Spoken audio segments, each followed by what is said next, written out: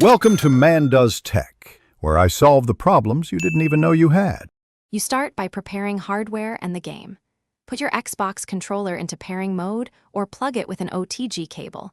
Make sure firmware and battery are good. Once paired, open Call of Duty Mobile and immediately go to Settings, then Controller to enable controller input. You do this now so the game recognizes the device before you change layouts. Make sure to allow any Bluetooth permissions, otherwise the controller won't appear in-game and you can't proceed to mapping. Once connected, dive into the controller layout editor.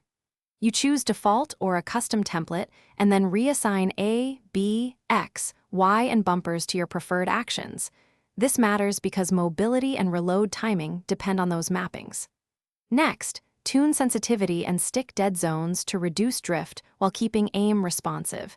Aim assist strength helps when aiming at targets. Test every change immediately in training, so you can feel how stick response and aim assist interact. You finish by saving your layout and backing up the profile so you can restore it after updates. Then jump into a live match to confirm recoil control, ADS timing, and bumper/trigger feels under pressure. Make small adjustments between games. If the controller isn't detected, restart your phone and controller, install firmware updates, and try a wired OTG connection if Bluetooth fails.